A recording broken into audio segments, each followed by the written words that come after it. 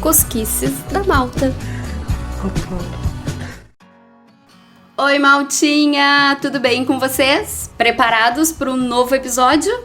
Dúvida cruel.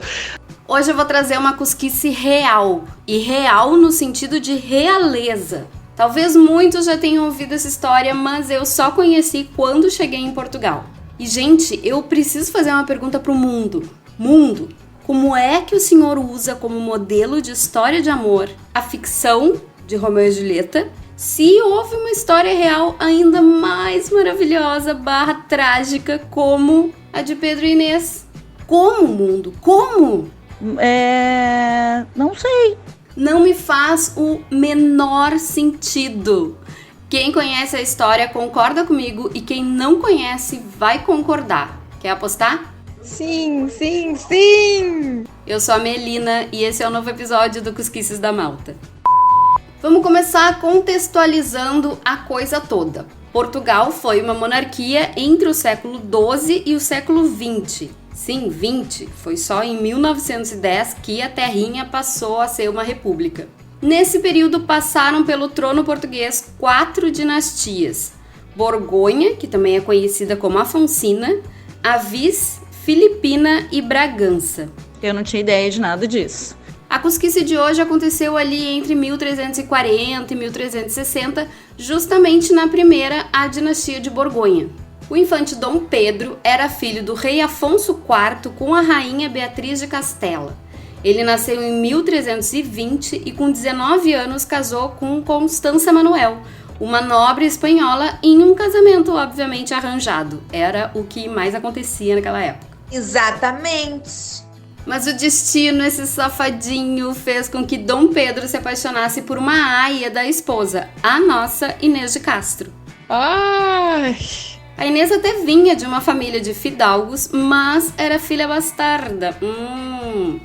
Portanto, não era tão nobre quanto a Dona Constança e aí, claro, perdeu a vez na fila do casamento. Que saco. Mas amor é amor, né, Cuscuz? A gente fica assim meio trouxa e faz de um tudo pra ficar com quem a gente ama. E aí, apesar de toda essa encrenca, Pedro e Inês passaram a se encontrar escondidos pra viver aquele romance proibido. Quem nunca, né? Ai, sua safada! Claro que a fofoca chegou aos ouvidos do rei, que ficou mais preocupado com a diplomacia do que com a felicidade do filho. E aí, o que ele fez? Em 1344, mandou exilar Inês na fronteira com a Espanha, bem longe de Dom Pedro. Grandes coisas, né? Os pombinhos não se viam mais, mas continuavam se correspondendo por carta. Amei, bem feito. E aí, novamente, vem o destino e dá uma rasteira na vida. Um ano depois, Dona Constança morre no parto do terceiro filho do casal, Fernando, que viria a ser um dia o rei Dom Fernando I de Portugal. Mas isso é outra história. Tá desfocando do ponto. Com a morte de Constança, Pedro pensou, agora é hora, e mandou Inês voltar do exílio. Eles passaram a viver juntos, pra desgosto do rei e alegria dos fofoqueiros de plantão. Uepa! O casal teve 4 filhos, o que aumentou ainda mais o atrito entre Dom Afonso e o infante. Isso porque foram surgindo boatos de que a família Castro planejava assassinar Fernando, o filho legítimo de Pedro, para que pudessem assumir o trono no futuro. Não, por favor.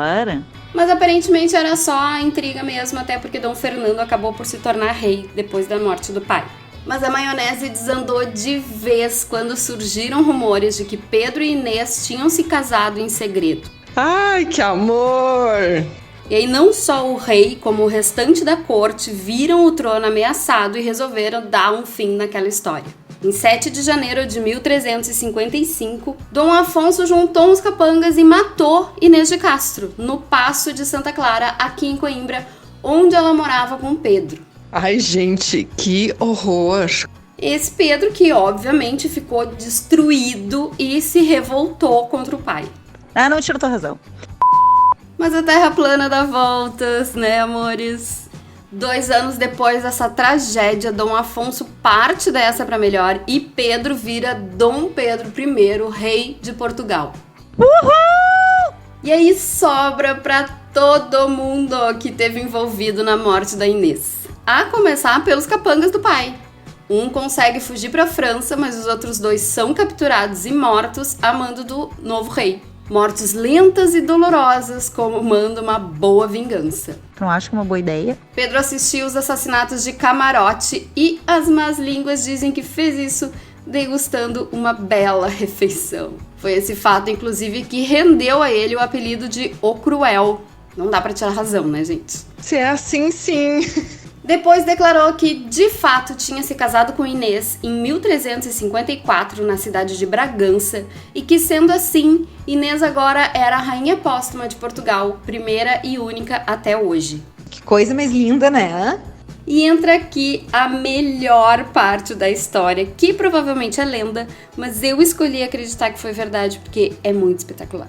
Ai, socorro! Pedro decidiu coroar Inês. Agora é tarde, Inês é morta. E Pedro disse, foda-se! Para isso, ignorando completamente o fato da esposa já ter morrido, ele desenterrou o corpo e fez uma cerimônia de coroação. Não satisfeito, fez com que toda a corte, aquela mesma que conspirou contra o romance dos dois, beijasse a mão da rainha morta. Ah, para! Vamos parar de nojinho. Se isso não é uma vingança fria, calculista e maravilhosa, eu não sei o que é. Morbidez à parte, a história de amor de Pedro e Inês é um dos episódios mais marcantes da história de Portugal.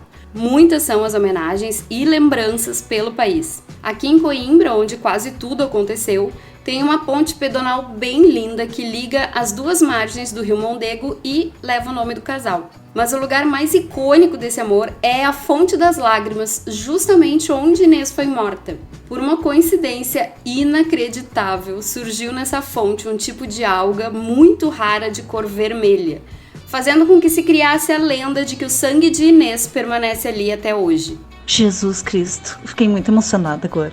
Pedro e Inês estão sepultados no Mosteiro de Alcobaça, em 2 túmulos magníficos que Pedro mandou construir para os dois. Eu tive lá há poucos dias, me arrepiei, não só pela beleza arquitetônica, mas por estar tão perto de uma história como essa. Eu super te entendo. E além disso, tem livro, tem filme, tem série, tem poema, muitas e muitas são as obras inspiradas nessa que é, provavelmente, uma das grandes histórias de amor do mundo.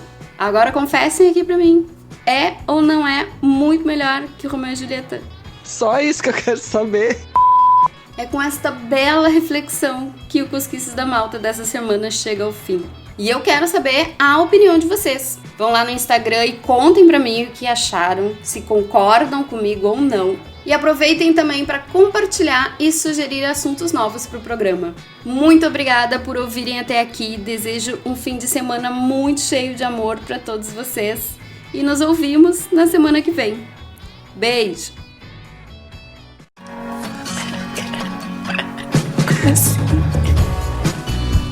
Cosquices da Malta.